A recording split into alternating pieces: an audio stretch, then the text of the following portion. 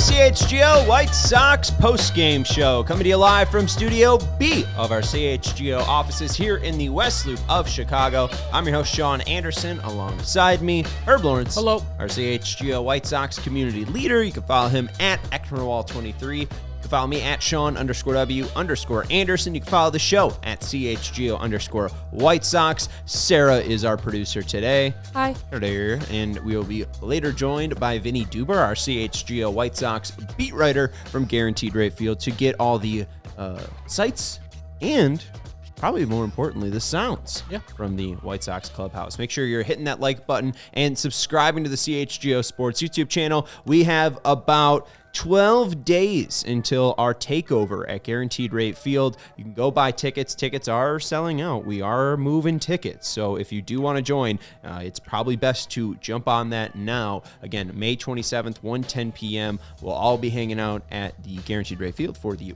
Blue Jays and White Sox game, with more details to come on the pregame festivities. But Herb Lawrence, White Sox win today, 2-0, as Alejandro says, back-to-back shutouts for our Southsiders. How you feeling? Feeling good. I know the team is 14-30, but I can only go by how they've been playing lately. And yes, they hadn't scored a lot of runs today, but they found a way to win. And it was the same people who pretty much provided all the offense. Benintendi with a couple hits. You got a couple hits from Pham. But the main story for me today is Korey Lee. Is this real? He's hitting 309 now. I know that they got to play Martin Maldonado for reasons, but if this kid in his rookie year is going to be this, man, that's found money. For trading Kendall Graveman last year, already the trade is a win for the White Sox. So I'm just ecstatic that kid, the first hit he had was they opened up the right side of the infield. He just shot the ball over there. And that's what the second hit was, too. Okay, you're not going to readjust to it, and you've got a lefty who's pitching the ball on the outside part of the plate. He's a smart player. He takes what's given to him, and then his third at-bat, the pitcher is trying to protect. It's a 1-0 lead. There's a runner on second because Benintendi led off with a double. He gets a slider inside, and he takes that ball into center field for an RBI single. He just knows how to play baseball and how to execute. 3 for 3 today with that run driven in, and he also stole a base. So I don't know what's not to love about Korey Lee. He has done above and beyond what I expected him to do. As we talked about last year, he had 5 hits as a White Sox.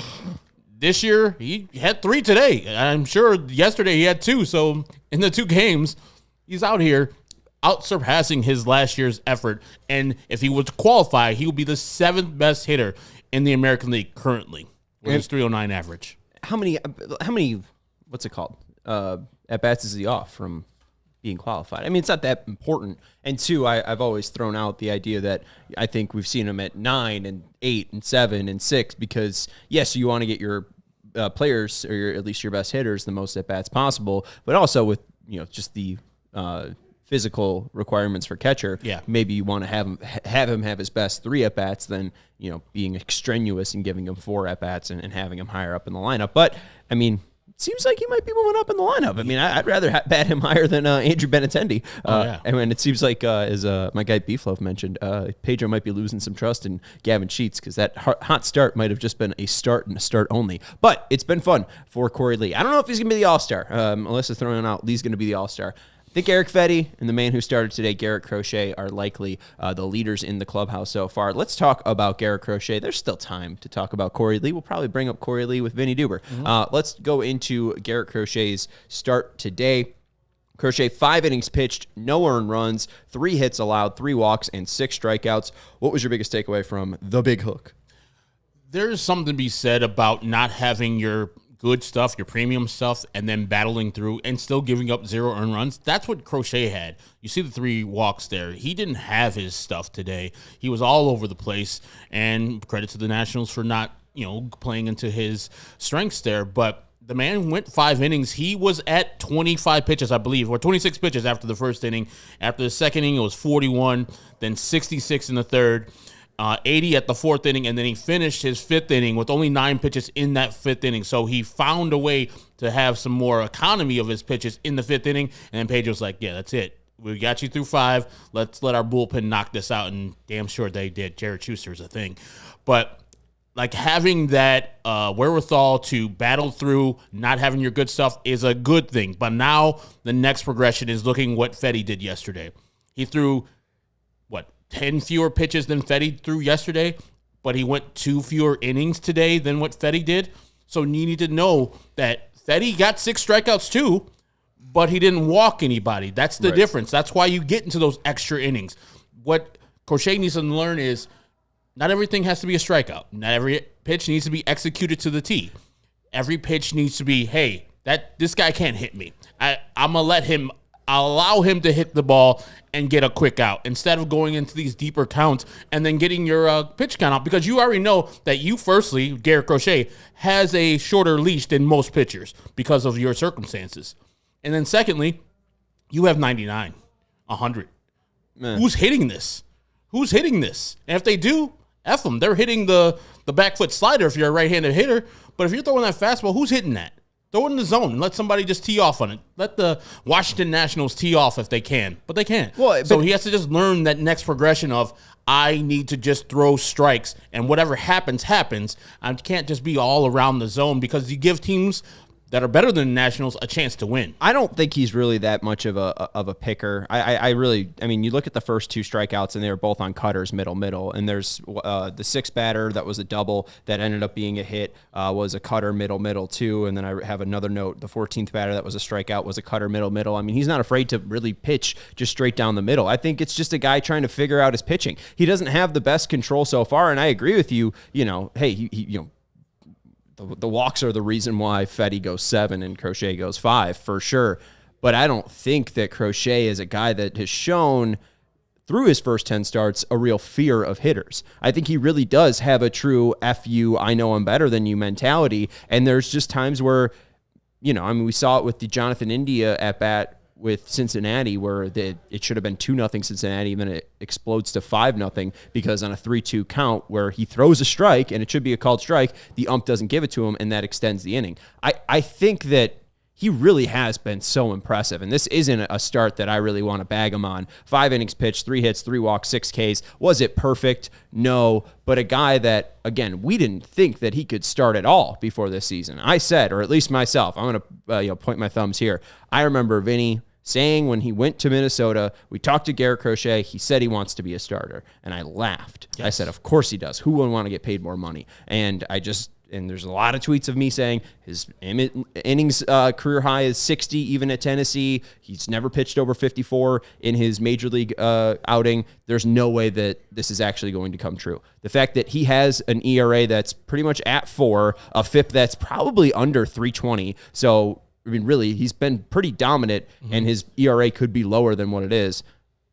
He's got to get a ton of credit for the first 10 starts. Oh, yeah. I mean, there's nothing that I really can say, this is something Garrett Crochet needs to change. Can he be a little bit more aggressive? Sure, but I don't think that, maybe that's a little bit of the difference between Martin Maldonado and Korey Lee. We've seen, Martin Maldonado be a good catcher and a good sounding board for Garrett Crochet throughout these games. Korey Lee's catching him today. Maybe that's a difference where Korey Lee isn't really calling what Martin Maldonado's calling, and that's the difference we keep hearing about. But overall, first 10 games, Crochet has been as aggressive as I've wanted to see him, and I think his stuff has lasted a lot better than I thought it has. I don't think he would still be with a 103 stuff plus for his four-seam fastball, a 109 stuff plus on his cutter, and a 106 plus stuff on his slider if he was being, if we saw real deterioration in his stuff. So I've been extremely thrilled with the first 10 starts from Crochet. I mean, I just need more length, and I know it's early and asking a lot for a person to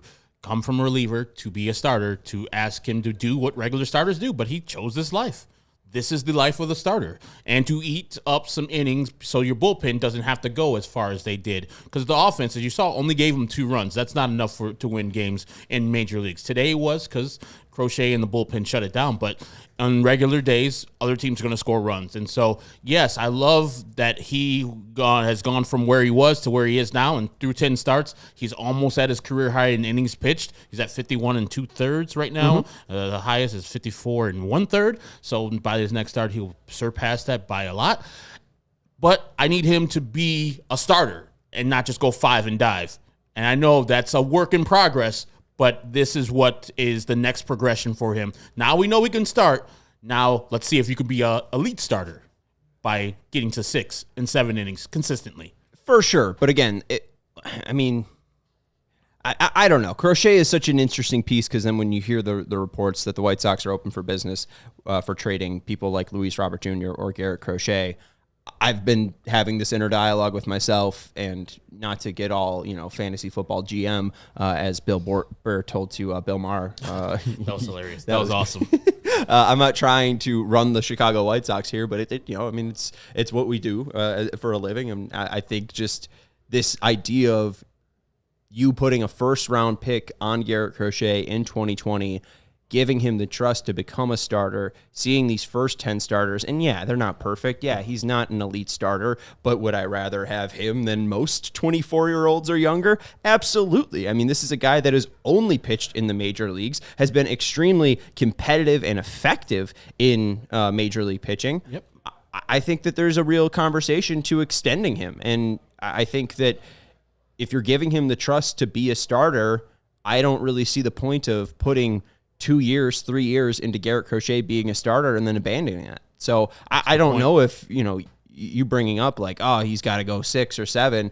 I think that's something that he'll learn. Maybe he'll sharpen up his repertoire as well. We see, I think the second Minnesota start, he had a really great splitter. We didn't see a great splitter or changeup today. Mm-hmm. If he's able to develop these pitches, he could probably easily breeze through every pitcher with 3 pitches. Hey, I'm going to throw a 4-seam fastball high. I'm going to throw a changeup low, and then here's my cutter inside, and you're not going to hit it. And that's just might be, the Garrett Crochet video game mode that he could get into. I really see only potential with him because now this is his 11th start, and I think 7 of them he's gone 5 or later. So, there's not really a ton of blow-ups either. You're either getting him really crisp and he's not going long, or you're getting him really crisp and he's going long. So, there's only been 3 bad starts to not write home about, and one of them he struck out 10. I'll take that. Me too. And I think, do you think the White Sox are forward thinking as you're thinking right now about maybe, 2 more years left after this year with Garrett? Maybe we think about getting him on a very inexpensive extension of maybe eating up those last 2 years, or extending off of the 2 years you have, and then, under market deal for Garrett Crochet. So he takes a deal that is giving him some security and giving him a little bit more cash in his pocket, but also it'll be under market, and also the White Sox would take the risk of him being injured in the future. Yeah, I hear your point, but again, we also hear in Monday, James Fox saying the White Sox are listening to Luis Robert Jr. and Garrett Crochet. Would I like them to be forward-thinking and do that great thing for Garrett Crochet and the White Sox organization? Yes. Will they? No, because they're the White Sox, and they're not going to pay pitchers. So if they do, and Vinnie Duber's like, oh, I got breaking news, and Garrett Crochet signed an extension. He's going to get big money, fella. I'd be pumped. Extra. It's read all about it. The Nationals gave Patrick Corbin, the other starting pitcher today, a ton of money. Sorry, 6 years, $140 million. That was a natural reflex. You put both Reinsdorfs on the screen. Well, why is that up there? Law made this. You can take it down. Please take it down. He's one of the worst. Yeah, I don't need Michael and Jerry. His son is probably terrible too, but I don't know him. You can yell at Law. I'm not trying to yell at anybody. I don't need to. I'm trying to. They're the one of Frank Thomas. Frank Thomas makes me happy. What were we talking about? Garrett Crochet and his extension. Yeah. So they have him for 2024. I think you probably likely talk about extension after the year. So you have to eat up 2025 and then 2026. I'm assuming those are arbitration eligible. Yes. I don't know what an ARB number looks like for him, especially in his second year. Cease, I think, was around $8 million, and this isn't even a guy that has started. So, what does that first year that you have to buy out cost $2 to $4 million?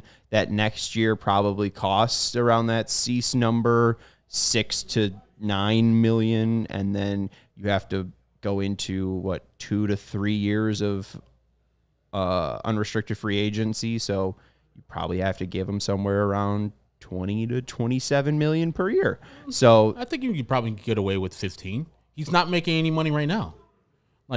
if you're just eating those 2 years, right, up, and you're guaranteeing a guy with injury Yeah. money, but also like, what does he look like if he goes out and actually has 30 starts? If he has 30 starts why this they- year, yeah. like, but I mean, again, we're hearing, we're going to trade Garrett Crochet and not extend him. Again, would I like them to do something smart? Yes. Will they? No. I mean, it's like, I know we were talking yesterday about Eric Fetty kind of being like a trade chip because of his circumstance of being 31, only a year after this left, and probably his highest market is at the trade deadline this year. But he's 31. So at the end of his contract, he'll be 33. Garrett Crochet is what, 27 right now? 24. 24? Yeah. That's it? Yeah. I thought he wanted to He's college. 24. Wow. They drafted him when he was a baby. Oh, so He was like a long-legged deer out of Tennessee. Oh, He so- was made his MLB debut when he was like 20. yeah, do it immediately. Right? If not sooner. Like, and that's the thing is, that's Turns why the 25 in June. Yeah, that's the biggest thing with him is, how does he hold up velocity-wise? And so far, it hasn't been too concerning through 10 starts. Today, his four-seam fastball was up 0.3 miles per hour from his yearly average. His yearly average is 96.7, so he's sitting at 97 today. The cutter was down 1.3 miles per hour, but I don't know if that's because he's trying to find a mix between his cutter and slider. It seems like he's throwing his slider less. He threw his cutter 27 times and his slider only 5 times. We've seen a ton of homers off that back foot slider that he's tried to throw, and we've seen the cutter more incorporated into his starts. So maybe he's trying to find the mix between that cutter and slider to be a little bit more effective with some velocity but more movement. The movement vertical break on his cutter had 3 more inches, so he's getting more vertical drop, which is closer to a slider than a cutter, and 1 inch of horizontal break. So maybe there's a little bit of seam shifted stuff that's moving that a little bit closer towards the batters. So Crochet, his stuff looks different, and the biggest question about, Garrett Crochet at the end of 2024 is how does his stuff look? Because is he going to be a Patrick Corbin where, he falls off and he's throwing 88 instead of 92 and he's, that much less effective. So I think Crochet, it's worth the gamble, but I'll do some math during the break and throw out an extension number and see if you're comfortable with it, Herb. Why don't we take a break and let the people know about our friends over at Shady Rays? Do you know what, Herb? I don't know what. I got a little fun fact for you. Yes. And I don't know if people know about this, and I'll let you know about this. These sunglasses help me drive. When it's sunny out and I don't have sunglasses on, I'm blind. I'm blinded by the light. Great Bruce Springsteen song, covered by that one band. Manfred Mann. Manfred Mann Band. And then I put on my Shady Rays, and not only do I look cool, and do I look calm, and do I look collected, I can also see. Get ready for the season ahead with quality shades built to last. Our friends at Shady Rays have you covered with premium polarized shades that won't break the bank. Shady Rays are an independent sunglasses company offering a world-class product rated 5 stars by over 300,000 people. Do you rate them 5 stars? Oh, 100% I do. I rate them 5 stars. I think Vinny rates them 5 stars. I rate them 5 stars. 304 people. 300,004 people.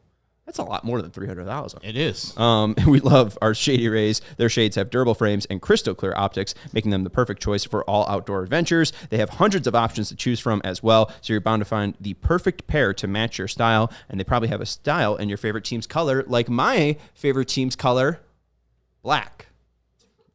Very easy. Matches with everything. Exclusively for our listeners, Shady Rays is giving out their best deal of the season. Head to shadyrays.com and use code CHGO for 35% off polarized shades. Try for yourself these shades rated 5 stars by over 300. I guess it says over 300,000 people, so that would include the 4 of us. Yes. Okay. Rated 5 stars by over 300,000 people. Thank you to Shady Rays.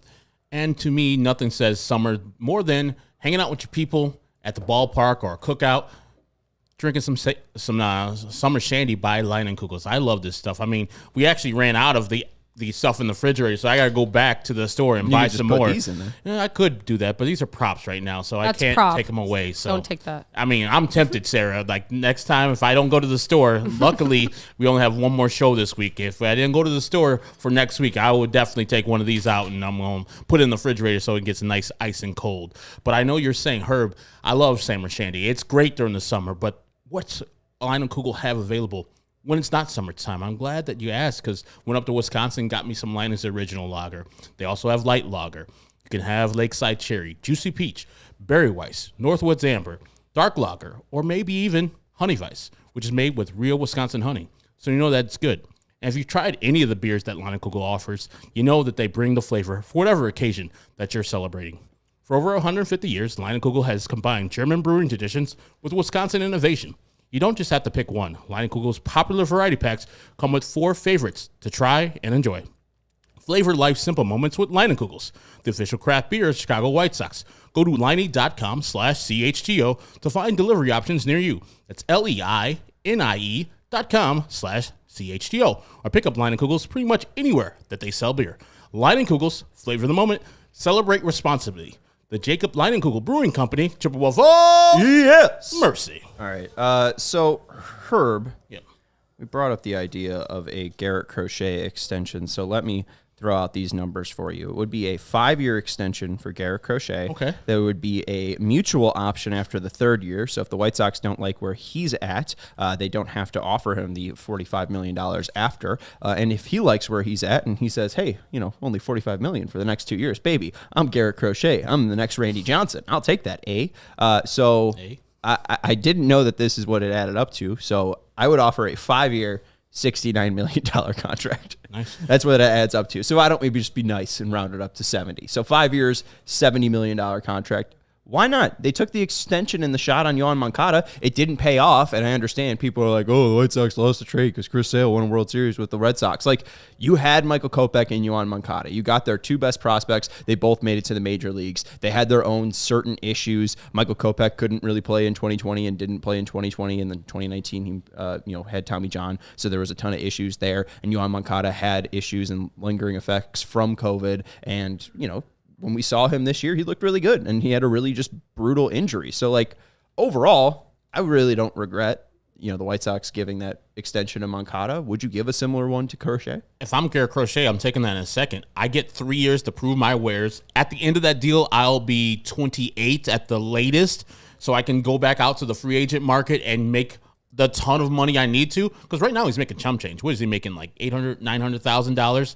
He's not making a lot of money as a starter in the major leagues. So making, 5 times, what was it, 70 million you said? So making millions of dollars, changing your life for the better, and also protecting yourself against injury. Yes, if I'm Garrett Crochet or any pitcher who with injury problems, I'm signing that deal immediately. Only pitchers I don't look to sign those deals are pitchers that's never really had any arm issues or never ever had any injury issues like Dylan Cease. I wouldn't sign a damn thing because I know my payday's at the end of that 2 years. Garrett Crochet needs to run to the fucking White Sox if they offer that deal and sign on the dotted line. Right, I would do that. What about you? Well, because you have to. I would be again. I thought we've made it very, very clear. I want the White Sox to extend Garrett Crochet. Do I think the White Sox will extend Garrett Crochet? No. We have seen them do it, but it was also a different GM in Rick Hahn that was offering these extensions to players. But I thought that was a good idea for the Chicago White Sox when they did it with Luis Robert Jr., Yoan Moncada, and Eloy Jimenez. We've seen it work out for one of the 3 players. The Robert one I don't regret, even though he's currently injured. The Eloy one, it doesn't look great because he didn't stay in the outfield, and he really limited his value and then continued to get hurt, so we really never saw him play DH, so that was always frustrating. And the Moncada one, we see the talent. I don't think that they, regrettably gave him money. So I think 1 out of 3 ain't bad, and really looking at the Moncada one, I don't have too many regrets on the White Sox extending these younger players. And I think specifically with Crochet, you're not going to be a team that offers big money to free agent pitchers. Your literal owner went out and said that and said, we're not going to go pay $300 million for a top price pitcher. So if you do believe in Garrett Crochet, you do believe his body will be able to not wear down. He's only 24 years old. You think that with his frame and his big bodied, that he'll be able to last the trials and tribulations of pitching and throwing with high velocity. Why not? Because again, after year 3, maybe you have to pay him, I don't know what 9 plus 15 is, 24 million. I mean, you have to pay him $24 million for the next 3 years, but if he's that dude, right. If he's fucking dropping the bucket, if he's at giving that time, you, right. And it's really, if he's giving you 60 to 65 starts over those, 3 years, or not even 60, if he's giving you like 65 to 80 starts in those 3 years, I think you'd be super happy with it. Anything over it, if it's a slam dunk of a deal. Yeah. And I don't know what would be the holdup there. And as far as those deals, I judge deals on partly on when they were signed And I know that you're supposed to sign people what they're going to do. And they thought that Yoan Moncada was going to continue being the guy that he was. Top 10 in MVP voting, which, was maybe a mistake there. But I got a top 10 vote in MVP voting in 19. And I thought at the time when he signed that deal, I was like, Yoan, you're underselling yourself. You're taking a couple years off of your free agency. What are you doing? You're going to be much better than this. So I don't fault the White Sox for what they did, even though the results weren't good. Their thoughts were like, let's get these guys inexpensive. And I think Rick Hahn was one of the first general managers to do that as like with a lot of players. And you've seen the Braves do that with, I know we talk about the Yoan Moncada and the Eloy Jimenez. I'm going to take a little veer over here and how bad those deals look in hindsight. The deal that Ozzie Albies signed at the time was bad. Now it is, somebody should be fired. Like that agent of Ozzie Albies should be fired. It's 7 years, $35 million. That's it. $35 million. That man should be making $20 to $25 million each year by what he's doing on the field. But that's neither here nor there. So that's what I'm saying. People never bring up that contract when they juxtapose signing players at an early age to get them locked in as a cheap player, because Ozzie Albies is a perfect example of they robbed him, and now no one's asking, or Ozzie Albies is not asking the Braves for more money, and so take your money, Ozzie Albies. You signed her that deal, and the same thing with Yoan Moncada and Eloy Jimenez. A lot of people are asking for them to give their money back, and they're way overpaid, but they signed those deals. They were supposed to be cheap by now. So I don't think Rick Hahn did a bad job in signing those deals. Just those players didn't come through with various reasons, and mostly because of injury. But when Luis Robert comes back and does Luis Robert things, that deal is going to continue to be a joke as far as how well he has played and how much money he should be making if he was on the open market. Right. And make sure we got 60 people watching. You hit that thumbs up button. And Kevin saying, get the guy who's never pitched 60 innings to 100, 150, and then let's talk. Again, I'm saying after the offseason. If he gets injured and he needs Tommy John again, then yeah, we're not going to extend him. But that's a really sad and depressing topic. Hey, Herb, this guy's career is going to end. What do you think? So again, this is just if things go right to the offseason. Of course, everything has to go right for Garrett Crochet, and it is a delicate balancing act as he is approaching his career high in a major league season for innings pitched. And we hope that he is still with the team, as Michael Leroy says, but also he's also pitching at the same velocity and he's the same sharpness. Hopefully the White Sox have found something in Garrett Crochet, the starter. Do I think they have, and can I say for sure and certain that they have? No, but this is a guy that I think you could take the chance on because you did believe in him as a first rounder in 2020. I don't really see what else he's changed. Like, I don't know. You're giving him the trust already in being a starter. I don't see the reason why not to continue to trust him, especially when you're a multi-billion-dollar corporation and, $24 million is a drop in the bucket? Really much, nothing at all. But I would think, too, and I appreciate what you're saying, Kevin, and 100%. But I think if he gets to the offseason and he pitches 150 innings this year, that the price has gone up. Yesterday's price won't be today's price. That's what Garrett Crochet will be saying. I pitched 150 innings in the major leagues, and if you're pitching 150 innings in the major leagues, you're not elite, but it's very, very difficult for pitchers nowadays to even come close to 200. And for a guy to go from 54 as his career high to 100 more innings than that, I guarantee him and his agent like, nah, we're good. We'll wait our 2 years off. That's what I'm saying. Like, you probably have to approach it earlier when he is still like this, kind of in this lull, to see if you're going to trade him or not. You got to do it before the trade deadline, I think, because you got to know, hey, is he here to stay, or can we get some extra pieces for this guy and move forward? Because you were talking last night that there's people down in Double and AAA that are ready to pitch for the White Sox, and they have starters down there. So it's not a thing of, hey, we get rid of this guy, we don't have people behind him. It's this guy takes our deal, or we might look at a long-term solution for him and get him off our team so we can have longer-term solutions on the other side. Because if he's only going to be here for 2 more years, like you said, they didn't do all this just so he can be somebody else's starting pitcher when he's 27. Right. If you're not going to have him after 2027, then just trade him now and get players that will be a part of your team in 2027. And also, if you owe the fans what is it? Speed of essence, whatever the hell Jerry Reinsdorf said. Yeah. We owe it to the fans as fast as possible to get better. I think that really determines on, either trading Garrett Crochet and believing in the project or dumping him for some other prospects that will be here longer. Let's take a break, and then we'll be joined by Vinnie Duber, our CHGO White Sox beat writer from Guaranteed Rate Field. We want to let you know, though, about our friends over at Circa Sportsbook. My favorite part of Circa Sportsbook is the customer service. There are real people behind the Circa Sports brands who resolve issue in a timely fashion, unlike the other books who use chatbots. I've talked about before the Circa Resort and Casino in Las Vegas, the pristine Circa Resort and Casino in Las Vegas, and the same team that runs the main Circa Sports book at Circa Resort and Casino run the app. So you will be taken care of by the people that run the beautiful, pristine Las Vegas sports book, and the app is just as good. Maybe not just as good because they don't have the massive amount of TVs and people serving you free drinks. So it's like close enough. Yeah, it's as good as it gets. Besides, taking a flight to Las Vegas and staying at Circa. But download the world's largest sportsbook and have that at your fingertips over at circasports.com/Illinois-app to sign up today. Again, that's circasports.com/Illinois-app to sign up today. Circa doesn't limit players based on their winnings. Every player has the same limits, unlike other books who do limit winning players. So go see what you're missing out on and sign up at circasports.com/Illinois-app.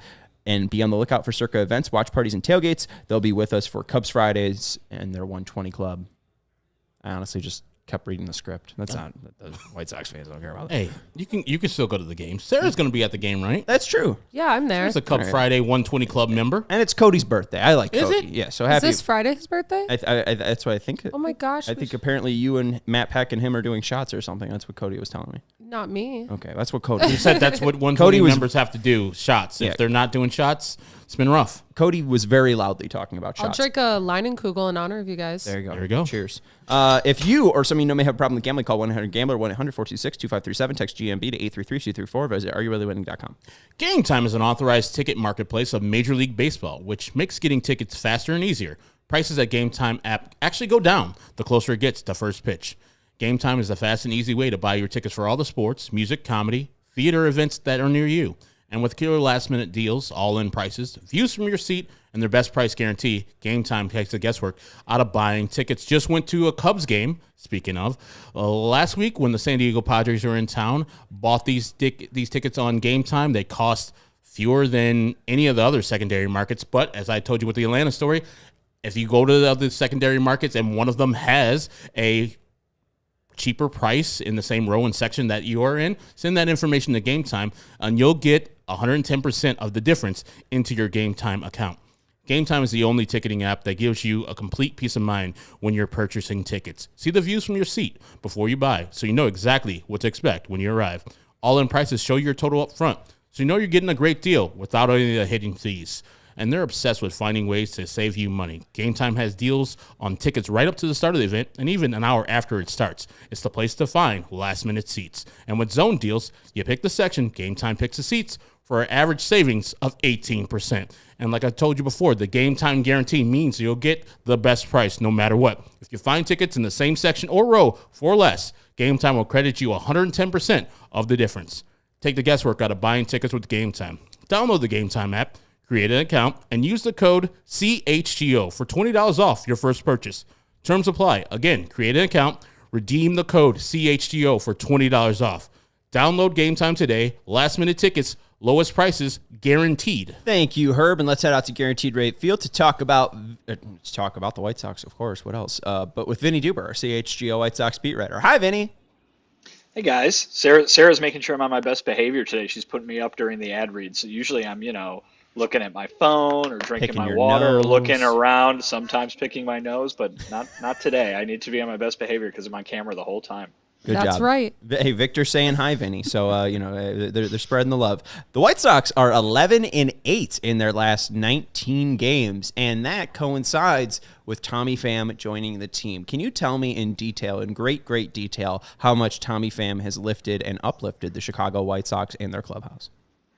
Well, I can tell you what Pedro Grifol said after today's game when I asked him basically that question, which is, what has he meant to this team? And I think he's been kind of an example for the younger guys, at least in Pedro's eyes, an example for people to look around and see, how things are done. I mean, and that's kind of the compliment we heard for so long about Jose Abreu, right? It's not necessarily that he's being their hitting coach and showing them, okay, here's what you got to do to your swing, Yoan or Aloy, here's what you need to do. But it's just, hey, here's what you need to do to be a big leaguer every day and to go about things in a professional way. This is a guy who's got a wealth of experience in the major leagues in Tommy Pham, and he's a guy who's using that to go and make, to take rather the kind of at bats and the approach at the plate that I think most major league teams would be thrilled to see, and it's paid off. He's hitting over 300. He's getting on base at a very nice clip, and he's at the top of the lineup, which is if you're going to be hitting over 300 and getting on base, well, that's where you belong. So he's kind of filtering that down throughout the whole rest of the lineup. It's not to say that everybody else is being quite as consistent as he is offensively, but certainly he has provided a big time positive to this team. To say that it's all him would be incorrect because they've gotten really good performances from a few other guys. A guy who had 3 hits today, and Korey Lee comes to mind. I think he's one of the, if not the best hitter on the team from an OPS plus standpoint. And then you've got the starting pitching, which has really been pretty good of late too, particularly the guys you saw the last 2 games, Garrett Crochet and Eric Fetty. So there's a few guys who are making a big difference on this team, but undoubtedly Tommy Pham is one of them with what he's been able to do. We just talked about Garrett Crochet, and now I'm sure we'll talk about him a little bit longer. But I want to talk about the guy who replaced him today, and Jared Schuster. This is ridiculous. Like, the guy comes into games multiple innings each time, and he got everybody out that he threw a pitch to, except for the first guy, which that error on Vaughn was kind of weird. I don't know if it should have been on Vaughn or DeYoung, but Jared Schuster. They changed it to DeYoung? Okay. Yeah. Because that was weird. But what does Pedro have to say about this guy where he just comes in for multiple innings and just extinguishes the offense of the other team? I mean, reliability, right? I mean, not only does he provide a very necessary service in saving the rest of the bullpen, right? You got Garrett Crochet out there not looking his best today, but he makes it through 5 innings, which is better than it could have been with what he was doing there in the third. But Schuster comes in and bridges the gap to the end of the game. And there are other games where it's not this score, that it's way out of reach at that point already, and he's coming in and doing that thing also and saving the bullpen, so Pedro doesn't have to use 6 guys. He can use just 2 or 3. And then again, the success is what it's been, right? The results have been what they've been. So to be able to call down to the bullpen and know what you're going to get is a big time luxury, and especially in this sort of role, right? I mean, I think a multi-inning long relief guy, you don't think of somebody who comes in in a 2-0 game and pitches some really big relief innings in an important game that you win. You think mop-up duty. But this is a guy that Pedro can call on, know what he's going to get. We've been talking about kind of the moving pieces in the starting rotation. Jared Schuster probably wants to be a starting pitcher, but I think it's a real if it ain't broke, don't fix it right now for the White Sox, because they have found a guy who they can rely on for multiple innings at a time. Yeah, I don't even know if Jared Schuster was the reliever with the first initial J that I was going to ask about. Jordan Leisure also goes 1, 2, 3. I guess Schuster didn't even go 1, 2, 3. What was the reaction, clubhouse, with Jordan Leisure coming out and having a hold for the 2nd straight game? I guess we can go to Kopech as well, but I feel like that's going to be a little lengthier of a discussion. Was there any reaction to Leisure? I know you had your White Sox Weekly that you wrote on Monday as well. It just seems like more of a continuation from that piece.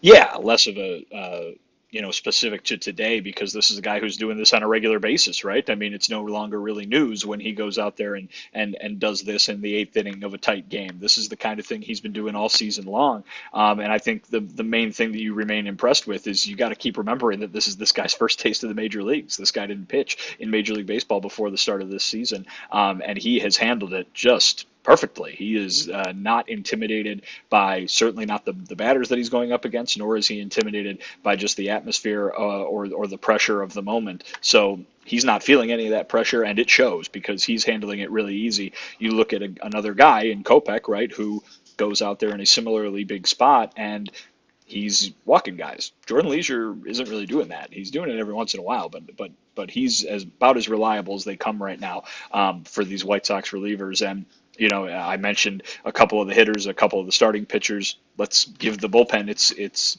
due too, because they've had some guys who have kind of fallen into roles out there, and Leisure's one of them, Schuster's one of them, Kopech's one of them, and they've performed for the most part very, very well. And I'm going to get back to my guy. We talked about him earlier, but Korey Lee, that guy is from a guy that wasn't going to make the major league roster this year and only got on the team because the backup catcher got hurt. Now he is not only the best hitter on the team at a 309 average, and if he would qualify, he would be the sixth best hitter in the American League.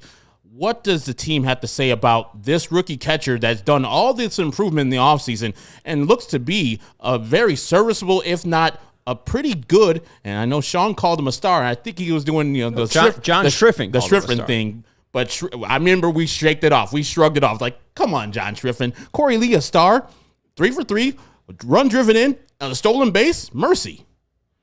And he caught the game.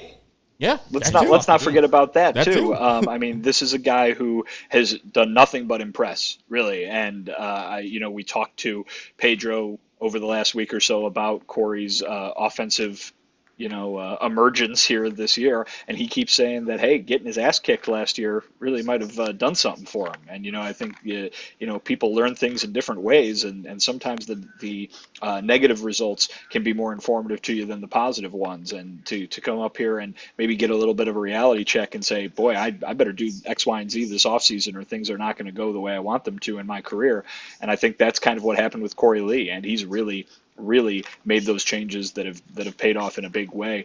But again, remember that he's catching too. This would be one thing if he was a rookie playing any other position on the field, but he's catching, and I think that probably contributes to why he's not getting every day at bats. Even though he's seen his playing time increase, but he's doing a really good job back there too. And I think Pedro and the coaching staff very happy with what they're seeing from Korey Lee, the catcher, in addition to what they're seeing from Korey Lee, the hitter. Yeah, I think... And he has the best pop time in Major League Baseball. Yes, he does, and he's got a huge cannon of an arm. If you can scroll up, Sarah, for me, one thing that I think we do need to maybe hammer home a little bit more, it's up to No Expert. He asked the question, it was a serious question from No Expert. It's not like football where there's a quarterback 1 and a quarterback 2, and there's one guy that's clearly the backup. Since that 19-game span where the Sox are 11-8, Korey Lee has 39 plate appearances. Maldonado has 30 plate appearances. No Expert said, serious question, but what needs to happen for Korey Lee to replace Maldonado? I think it's already happened. Am I wrong with that? To be, with an off day on Thursday, it's probably likely that Korey Lee starts Friday and then Sunday as well? I think there's a few things at play because, listen, Pedro just addressed this after the game. He says, hey, I know people want to see Korey Lee play every day. And I think that Korey Lee has earned that kind of thing. But I think the first thing you got to remember is it's a catcher position. Catchers don't play every day, right? They play 3 out of 5 or 4 out of 5 if you're the guy on top of the depth chart. Then you move on to the fact that the White Sox, as bad as he's been at the plate, still want to get Maldonado in there because of what he does with the pitchers. They think that he is a big-time plus in the pitching side of things. Obviously more so than the hitting side of things. He's not hitting at all. But, they love what he does in his work with the pitchers, and so they want him to get out there. They think they've got something beneficial to the team in that out there. And then the other thing that Pedro said is that playing Korey Lee, I guess, more than they are right now, or to the point where folks want him to play, is going to be maybe detrimental to him as he continues to develop. He's saying that he keeps hammering home that Korey Lee, while he's playing really well, has still development to do as a young player, and they want to make sure that they handle that the right way and they do it the way that they want to do it. So I think you're seeing them, be measured in how much they're putting on his plate and how much that they're asking him to do when they know that already he's got to learn all the stuff about being a major league catcher, all the stuff about being a major league hitter, and then do it well on top of that. So far, he's handled that challenge, but they want to make sure they're not giving him too much so that, becomes too much for him to handle. I think so far, so good with him, and you will probably only see him be given more responsibility as time goes on, but it might be a slow roll there rather than, by this time next week, he's going to be catching, 99% of the innings. The starting pitcher that's scheduled for Friday is Mike Clevenger, and he has a short sample size with the White Sox, but the one time he did pitch to Korey Lee, it was 2 innings, gave up a couple runs. The one time he did pitch to Martin Maldonado, he has a 1.93 ERA. Yeah, so, but to be fair, too, his first start coming back from spring training or whatever was with Korey Lee. His second start was with Martin Maldonado. So Correct. it could have just been he was fresher or kind of just more ready for the start. But I also think that pitchers probably have a preference. And I'm not sure that Clevenger would voice this, but he would say, you know what, I pitched better, and they're creatures of habit and superstitious. They're like, okay, let me pitch to that guy. Vinny, sorry. Well, yeah, I can tell you that Pedro has said multiple times over the last week that he does not like personal catchers. He's not going to do that, and he wants every pitcher to be able to work with every catcher and vice versa. So you are whether a pitcher has a preference or not, I don't think you're going to see that play out in Pedro Grifol's lineups. Let's go. Let's speak. That's good. Let's speak about the pitcher of today, Garrett Crochet. I like that he got out of 5 innings without his good stuff. You can tell he was battling himself.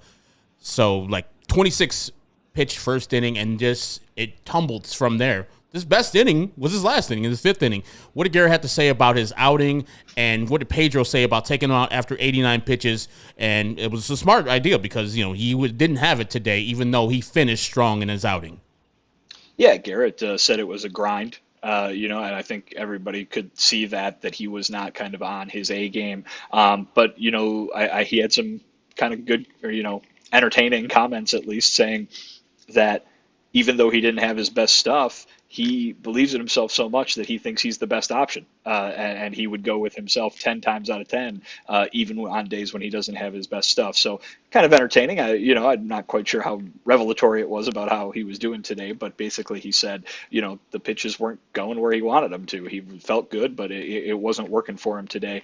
And all that said, he still goes 5 scoreless innings. So a very good moment for him. I kind of painted the picture when I asked him a question of saying hey, do you learn more on a day like this than you do maybe when everything goes right, as you're still trying to learn how to be a major league starter kind of thing? And he kind of bristled a little bit. I don't think he has any doubt in his mind that he hasn't already been a major league starter. He already is, cemented into that role and is doing well. And hey, you can't argue with the results because the results have been very good. But obviously we're going to be watching him from start to start, from inning to inning all year long. But I think you got to chalk this up as a success. He even said, something along the lines of hey, the way I was pitching today, 1 run would have probably been a win, but I didn't want to settle for that. And I think you just get kind of the mentality that this guy has, that he wants it to go. He believes that it's going to go perfectly every time out there. And, he had that inning where he walked the bases loaded. He throws the strikeout to get out of it. So, it's just another impressive performance from him, even on a day when he wasn't classically impressive, right? Yeah, right. And I think the one thing that I'm interested in, and I don't know if he talked about, did he talk about his cutter and slider? Because we've seen the slider used less, and I know he talked about throwing those back foot sliders to righties more, but it does seem like he's getting a little bit more comfortable with his cutter. However, the cutter looks different, and it looks a little bit slower with some more drop and some more horizontal break. So did he talk about maybe trying to mesh the slider and cutter since he was getting bad results on his slider at all? I will have to consult the transcript to see if he went into a specific pitch breakdown. That's typically not the most common depths at which we go to in those post game interviews. But you might be able to. You're gonna need to interview Garrett Crochet yourself, I think, and get into those very detailed, very specific questions there, Sean. Yeah, I don't think I'm going to be let near Garrett Crochet anytime soon. So we'll wish and hope on that one. Anyways, let's get into anything else. Oh, of course, first off, Garrett Crochet set a new record. In his first 10 starts, most strikeouts by a White Sox starter, 70 Ks. Previous record was Chris Sale in 2012 with 68. So congratulations to Garrett Crochet. The balls where he set those records in his second, third, fourth, fifth, sixth, seventh, eighth, and ninth start will all be sold at the garage sale coming up in May, along with Rafael Ortega's first hit as a White Sox. But I want to talk about Rafael Ortega. He gets DFA'd today. We see Korey Lee get acquired from Houston for Luis Rodriguez, a relief pitcher, and then Dominic Fletcher is back on the White Sox roster. Is there much to take away from this? I think probably the most interesting part is Dominic Fletcher coming back. Maybe. We'll see. Pedro Grifol was complimentary of what Dominic Fletcher did in AAA. He said that he went down there and did everything that the White Sox wanted him to do, and obviously there was a list when he went down because he wasn't impressing them enough at the major league level. But he also said, we'll see how long he's up here. I think that there might be some matchup stuff coming up. Is it Yolks with a Y? Did I miss the pronunciation on that? I don't want to call him Jolks if that's wrong. I think it's a soft J. I'm a big reader. There's no pronunciation guide. So maybe it is just Jolks. I don't know. That doesn't sound. It's spelled like it sounds. Julks. There you go. Well, we're going to call it that then. We're going to call him Korey Jolks for now until I need to correct myself. But Pedro talked about him and said that he might be up here kind of soon. He might that he likes what he does against a certain hand of pitcher. They're going to be facing that quite a bit over the next couple of series, and he might be somebody that can come up and help in that regard. So it seems like it might be in flux a little bit, the outfield right now, but certainly the starting group you see has been somewhat consistent over the last couple of weeks with Benintendi in left, Pham usually getting a start at least in center, and then maybe moving later in the game for a defensive replacement, and Gavin Sheets getting tons of time in right field. So we'll see if that continues. We'll see if the matchups go into it, and we'll see how quickly Korey Jolks might make the jump to the major leagues, and if perhaps that ends up being at the expense of a roster spot for Dominic Fletcher. How about that for Ortega? Get your first White Sox hit on a bunt, steal a couple bases. 3 bags. Feeling good, and then make an error, and now you're on the street. See ya. Sad. Yeah, he doesn't have to play in those blinding guaranteed rate field lights anymore. No, he doesn't.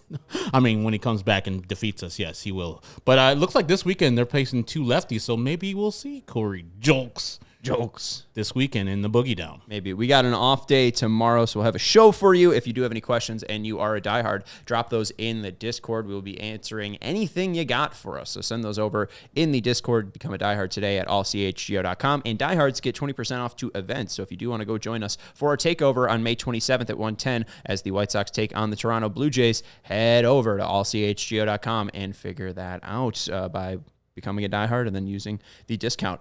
We have 36 likes. Make sure you're hitting that like button on your way out. I don't know if there was any talk in the clubhouse, Vinny, and this is the final thing I got, about the next 39 games for the Chicago White Sox. They got 3 against the Yankees, 6 against Toronto, 4 against Baltimore, 3 against Milwaukee, 2 against the Cubs, 4 against Boston, 4 against Seattle, 3 against the Diamondbacks, 3 against Houston, 3 against Detroit, 3 against the Dodgers, and 1 against the Atlanta Braves because those 38 games weren't tough enough. Was there any talk about the road ahead? Because it seems tough for our 11-8 White Sox.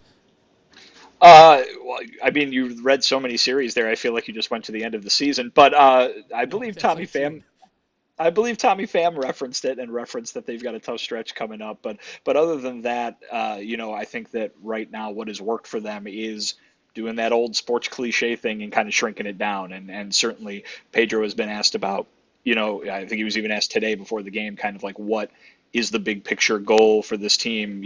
Hey, you're playing better, but the record is what it is. What does the big picture goal look like? And he said, can't be thinking about that. And, I think he said earlier on this homestand or fairly recently that, he's been guilty of looking too far ahead down the road at times. And he's got, experience now to show them that can bite you. So I think that they are not forgetting about this being a marathon. I think that they're not forgetting about just trying to do this on a regular basis. And certainly the clubhouse has reacted better to a bad start this year than they did a year ago. And I think that that's probably helped things a lot as well. So I don't think they're taking too big of a view at this. They're just going to go to New York and try to beat the Yankees on Friday, and then they're going to try to beat them on Saturday, and then they're going to try to beat them on Sunday, and so on and so on. And, that's 36 games from there. Right. So that you can see what that does. But listen, that's a cliche. It's a boring thing to hear, especially for us who hear a lot of it from pro athletes of any sport. But I think it also works. And I think if they can master that, then they're going to continue to play a lot closer to how they've played the last 3 weeks than how they played the first 25 games. Just a question, do they think that they're more this team? I mean, I would assume they think they're more this team that's won 3 out of their last 4 series than the team that started off so terribly, right? I mean, of course they think that. Yeah. Yeah. I mean, they look like they're an actual different team than they were before. Even though they only scored 2 runs today, I had no doubt they were going to win today's game because the bullpen has been so locked down. But, yeah, they just look like a better team, just not even the results. They just look like they're picking the ball up, even though the air today by DeYoung was not great. It looks like they just do things a little bit better fundamentally. Yeah, I mean, listen, what were we kind of expecting at the beginning of the season before any of these games started, right? It was, well, they're probably not going to be that great, but they might be better, slightly better, right? And I think better in certain aspects, particularly the ones you're talking about there, fundamentals and defense and that kind of thing. They're not all the way there yet, or we'd be talking about a team that didn't have those kind of expectations, that had much bigger expectations, right? And so I don't think the way that they're playing the last 3 weeks should come as a surprise if we go by the preseason standard, right? It certainly comes as noticeable because they were just so absolute bottom of the barrel, bottom of the cellar in those first 25 games. So I think they definitely think that folks are seeing the team that they thought was going to come out of spring training.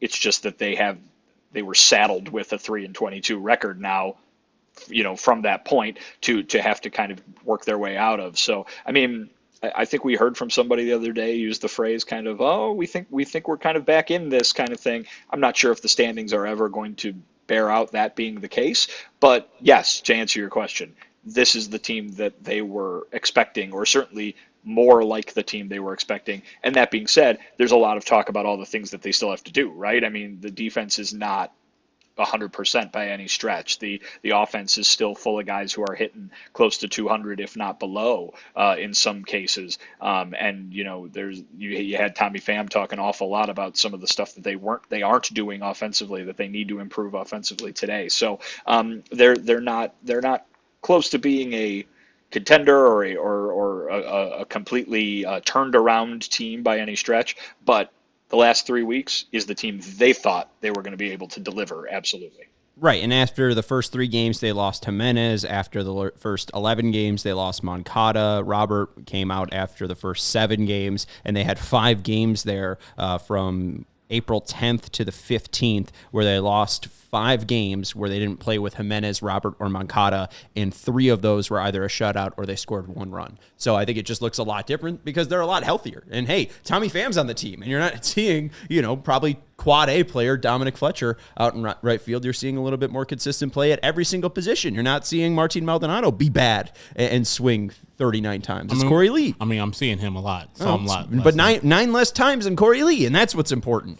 So, I mean, we're just seeing them, I think, get healthier. And again, it was really out of the realm of possibility for them to lose less than 55 games because 13 teams have done that since 1968. They'd have to be a historically bad team to be in the cellar. And I get, you're saying that, but they've been fairly hurt and they're 11-8 in their last 19 because they're a lot healthier. I think that they'll probably play closer to 500 ball than, a win percentage of 25%. That's just ridiculous. So, and that Nationals team is nothing to scratch your nose at. They're average. They're literally, I think they came in with either at 500 or 1 game above 500 record. record, so they're not that bad. They're one game off of the wild card right now in the National League. I know it's early, but their best pitcher is Trevor Williams. It's that man's. Hey, stop it. They'll win 75 games or less. You see how that man pitched yesterday? It wasn't because of White Sox. I'm pretty sure the White Sox lost that game, didn't they? No, the White Sox lost that game to Trevor Williams. Yes, because they blew it. Nothing. They scored 3 runs. I remember our GM saying, "Oh, if the Cubs could only score 3 runs." I remember that being bemoaned by the Cubs people. So I'll take 3 runs off Trevor Williams. Anyways, that's Herb Lawrence. You can follow him at Ecknerwall23 as our CHGO White Sox community leader. Thank you to Vinnie Duber, our CHGO White Sox beat writer. You can follow him at Vinnie Duber and read his work up at allchgo.com. His latest piece is about Michael Soroka moving to the bullpen. Go check that out at allchgo.com. You can follow the show at CHGO_White Sox. And thank you to Sarah for producing the show. You can follow me at Sean_W_Anderson. Hit that thumbs up button. We will talk to you tomorrow for the White Sox off day. Goodbye. We